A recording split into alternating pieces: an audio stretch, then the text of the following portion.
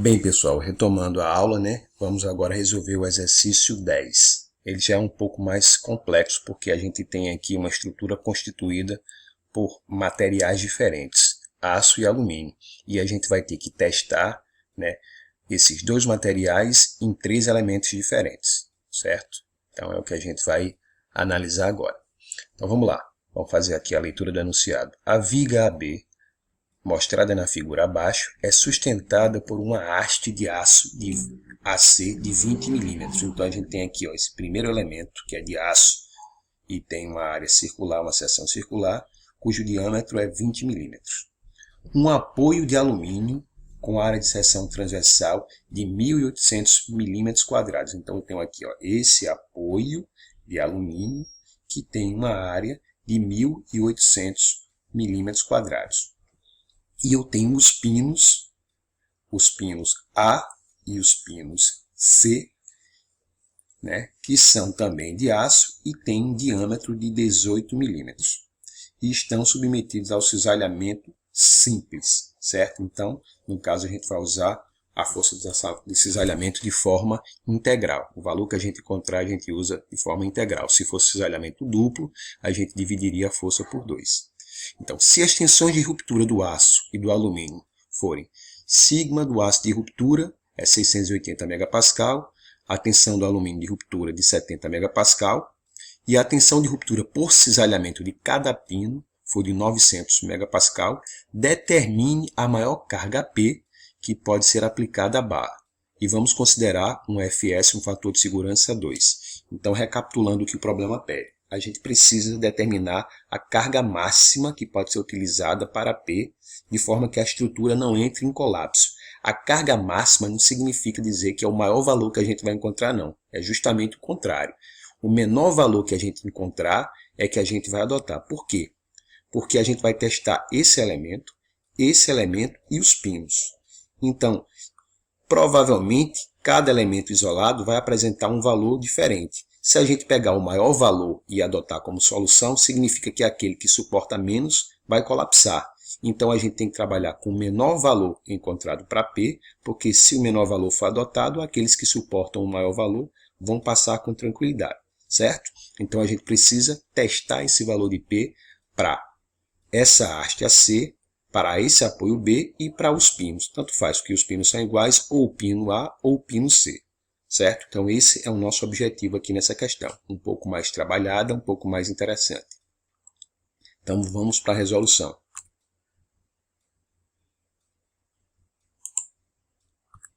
Então, aqui, já fazendo um desenho esquemático da solução, né? Então, a gente está vendo que essa estrutura aqui já está esquematizada. Eu substituí a haste AC por uma força e substituí aí o apoio B também por uma reação, como vocês estão vendo aqui, uma força na haste AC e uma força aqui no apoio B, certo?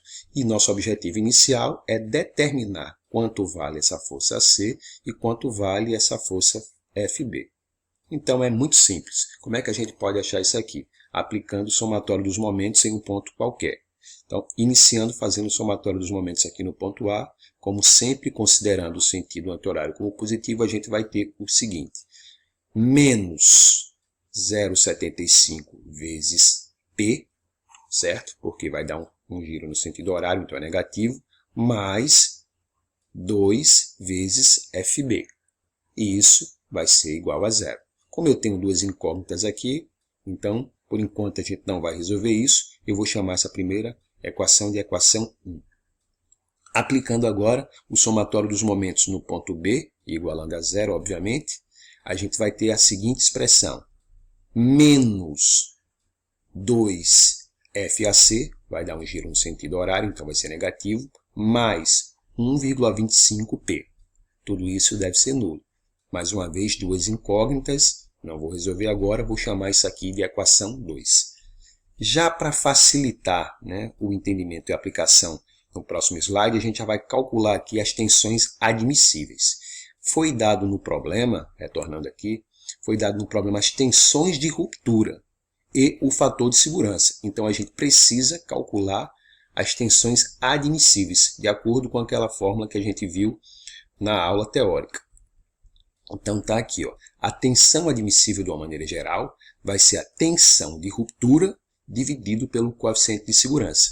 Então, no caso aqui, a tensão admissível do aço vai ser a tensão de ruptura 680 dividido pelo coeficiente de segurança 2. Então, eu vou ter 340 MPa tensão admissível para o aço.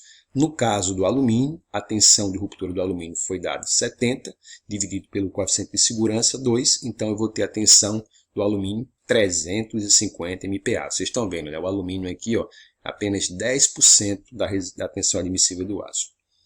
E a tensão, isso aqui em termos de tensão normal.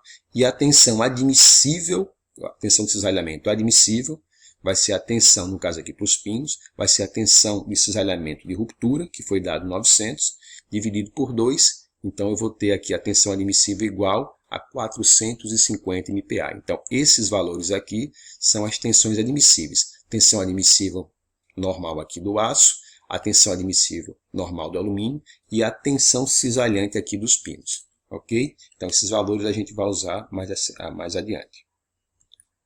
Então, aqui, agora a gente vai testar os 3 elementos que eu disse para vocês. Vamos começar aqui de forma aleatória pela haste AC.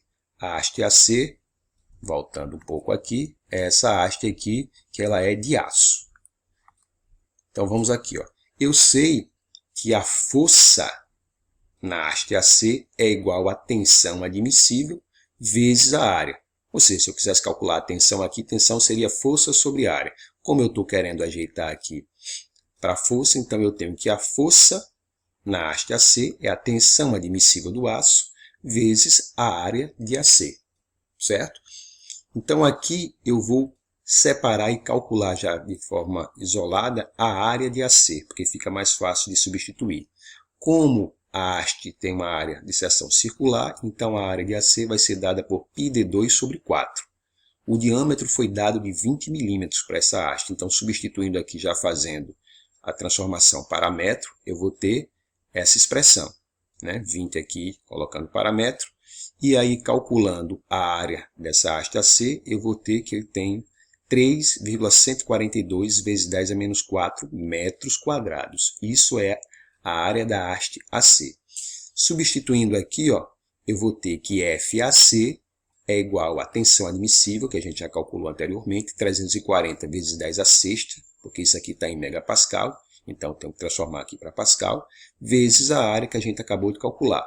Fazendo esse cálculo, a gente vai encontrar que a força na haste AC vale 106,81 kN, certo? Daí, a gente volta naquelas equações, aí eu vejo que a equação 2 me relaciona P com AC, com FAC. Então, eu vou substituir nessa equação 2. Ó. Da equação 2, eu tenho menos 2 FAC mais 1,5P igual a 0. Como a gente acabou de achar a FAC, então, substituindo aqui, eu vou encontrar que P é 170,9 kN. Ou seja, se depender da haste AC, o P pode ser até de 170,90 kN. Isso é o que a haste resiste. Agora a gente precisa testar os outros elementos. Então aqui eu quis colocar na imagem só, então ficou um pouco menor, mas dá para acompanhar. Vamos testar agora o apoio B. O apoio B é aquele apoio de alumínio. Vou voltar aqui um pouco, então o apoio B está aqui, ó. Ele é de alumínio. Então vamos lá. Então está aqui, ó. A força em B, de maneira semelhante, vai ser a tensão admissível, né, do material, que no caso é alumínio, vezes a área de B. A área de B já foi dado no problema, vale 1.800 milímetros quadrados. Então fica até mais direto aqui esse cálculo. Ó. FB vai ser a tensão admissível do alumínio, que a gente calculou anteriormente, 35 vezes 10 a sexta, porque está em megapascal, transformando para pascal, vezes 1.800, tenho que passar para metros quadrados, então é vezes 10 a menos 6. Tinha sido dado em milímetros, então para passar para metro quadrado, tenho que multiplicar por 10 a menos 6. Daqui, fazendo o cálculo, eu encontro que FB vale 63 kN. Então, o que é que a gente vai fazer? Eu vou voltar naquelas equações, ó, e vocês estão vendo, esse negócio fica parecendo chato, vocês estão vendo que a equação 1 me relaciona FB com P. Então, eu vou substituir na equação 1. Ó. Da equação 1, temos que menos 0,75P mais 2FB é igual a 0. Então, fazendo a substituição, eu vou encontrar aqui que P é 168 kN. Então, veja bem, a haste AC suportava até 170,9 kN, enquanto que o apoio B só resiste 168. Então, eu não posso colocar aquela outra maior. Então, por enquanto, quem está ganhando aqui é 168.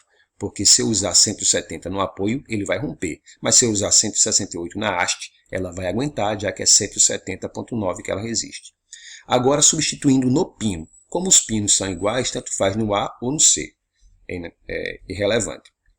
Então, aqui, a força que vai atuar nos pinos, tanto A como C, é a força AC. Então, eu tenho aqui FAC é igual a tensão cisalhante admissível vezes a área do pino.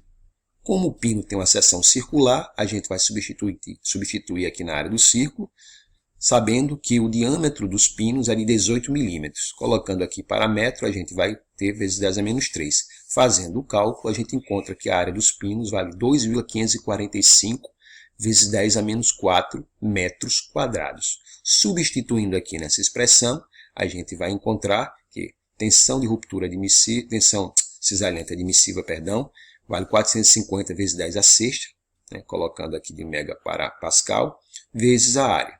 Calculando aqui, a gente vai encontrar que FAC para o pino vale 114,52. Como eu tenho na equação 2 a relação entre FAC e P, substituo novamente na equação 2 e eu vou encontrar que para os pinos a força P pode ser de 183,23. Então, como foi dito no início, cada elemento vai ter uma capacidade de suporte diferente. Os pinos aguentam aproximadamente 183 kN, o apoio B de alumínio 168 kN e lá a haste AC 170,9 kN. Então, qual é o valor que a gente deve adotar? Logo, P igual a 168 kN é a carga máxima possível, ou seja, a menor que a gente encontrou é a máxima que pode ser adotada, porque essa menor será suportada pelos três elementos. Vai ser suportada pelo pino, que aguenta mais, vai ser suportada pelo apoio, que é justamente o valor que deu nela, e vai ser suportada pela haste, que é um pouco maior, 170,9, certo? Então, a máxima permitida é a menor encontrada nos cálculos. Certo? Esse problema é muito interessante, ele é bem completo, tem um cálculo um pouco maior, mas espero que com essa explicação todos tenham acompanhado. E aí é só voltando à gravação, acompanhando a explicação novamente, que vocês vão compreender que é bem interessante e bem fácil também de resolver. Tá ok? Completando aqui 13 minutos, então não vai dar tempo de explicar a 11ª. Eu vou encerrar também aqui essa gravação e a gente retoma na última questão aqui que eu vou resolver para vocês. Tá ok?